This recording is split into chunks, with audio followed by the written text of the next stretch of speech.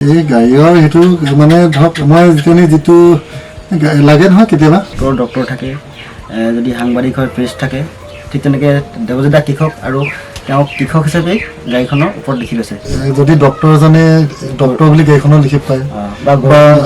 নিজকে জনাব পাৰে আমি কৃষক এজন হৈ আমি কৃষক বুলি কিয় ক'ব আমি মানে কি ভালদৰে আমাৰ দেউতাহঁতে পঢ়াব নোৱাৰিলে এক নম্বৰ কথা তাৰপিছতে পঢ়াব নোৱাৰিলে ধৰক আধাখনীয়াটো পঢ়া হেৰি হৈ গ'ল এতিয়া আমি যিখিনি মোৰ মেচিন দেখিছে তো সব গোটেইখিনি আমি খেতি বাতি কৰি লৈছোঁ দাদা মই এটা শেষত আপোনাক কুৱেশ্যন মানে প্ৰশ্ন সোধোঁ আমাৰ এতিয়া আমি দেখিবলৈ পাওঁ আমাৰ যুৱক যুৱতীসকলে যেতিয়া চাকৰি নাপায় যেতিয়া কোনো কাম নাপায় কৰিবলৈ কাম নাথাকে মানে একেবাৰে উপায়হীন হৈ খেতিপথাৰত নামে আপুনি তেনেকৈ আহিছিলেনে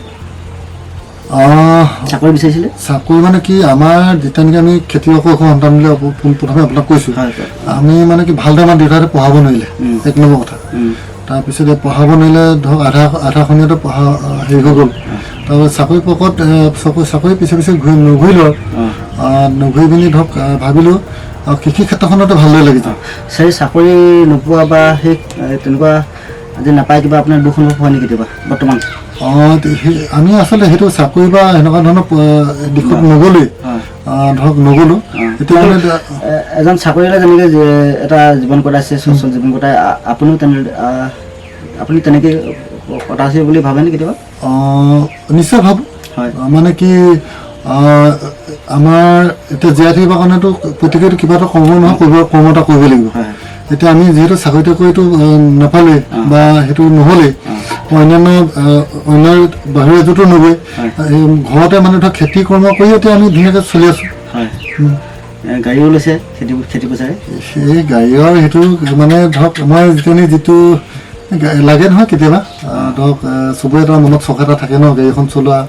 বা ভাল বাইক এখন চলোৱা খেতি বাতি কৰিবলৈ যিখিনি এতিয়া আমি যিখিনি মোৰ মেচিন দেখিছে তো সব গোটেইখিনি আমি খেতি বাতি কৰি লৈছোঁ চব খেতি পৰা ইনকম আৰু বেলেগ এটা ইনকম নাই গতিকে ধৰক গাড়ী চাড়ী এইবিলাক মানে খেতি পৰা লোৱা আছে আৰু শেষত এটা কথা সোধোঁ মই আমাৰ দৰ্শকসকলক জনাওঁ যে দেৱজিতে এখন গাড়ী লৈছে গাড়ীখনত তেওঁ গাড়ীখনৰ হেৰিয়তে কৃষক বুলি লিখা আছে যেনেকৈ ডক্টৰ থাকে যদি সাংবাদিক হয় প্ৰেছ থাকে ঠিক তেনেকৈ দেৱজিৎ দা কৃষক আৰু তেওঁ কৃষক হিচাপে গাড়ীখনৰ ওপৰত লিখি লৈছে এই কথাটো আপোনাৰ কেনেকৈ মনলৈ আহিলে এইটো এটা নিজৰ নিজৰ ষ্টাইল ধৰক কোনোবাই যদি ডক্টৰজনে ডক্টৰ বুলি গাড়ীখনত লিখি পায় বা নিজকে জনাব পাৰে আমি কৃষক এজন হৈ আমি কৃষক বুলি কিয় ক'ব ন হয় নাই আমি কৃষক বুলি ক'ব কাৰণে কিয় লাজ কৰোঁ ক'ৰবাত যদি পৰিচয় এটা দিব লাগে বহুত মানুহক দেখিছোঁ কৃষক বুলি ক'বলৈ লাজ পায় কিন্তু মই লাজ নাপাওঁ ডাইৰেক্ট পোনপ্ৰথমে মই খেতিয়ক বুলি কৈ দিওঁ বা কৃষক বুলি কওঁ আৰু গাড়ীখনতো মই সেনেকৈ লিখি লৈছোঁ আৰু ফাৰ্মৰ নাম দি লৈছোঁ আৰু ধৰক মই যি কৰ্ম কৰি আছোঁ কৰ্মটো ক'বৰ কাৰণে কোনো লাজ কৰিব নালাগে আমাৰ এতিয়া মানুহবিলাক দেখা যায় লাজ কৰে কিন্তু এই লাজবিলাক বস্তু হ'ব নালাগে আৰু মানে ধৰক আপোনাৰ নিজৰ পৰিচয়টো নিজে দাঙি ধৰিব লাগিব আপোনাক কোনো দাঙি নধৰে আৰু নিজে প্ৰচাৰ কৰিব লাগিব নিজৰ পৰিচয়টো নিজে দাঙি ধৰিব লাগিব আপুনি কি কৰ্ম কৰি আছে আপোনাৰ কৰ্মৰ পৰা আপোনাক মানুহজন চিনি পাব লাগিব সেইকাৰণে ভাবিলোঁ গাড়ীখনতো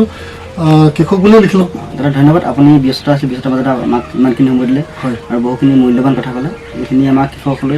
নিশ্চয় মানে এটা বাৰ্তা যাব দাদা ধন্যবাদ আপোনাৰ কৃষি চেনেলৰ সকলোকে ধন্যবাদ জনাইছোঁ লগতে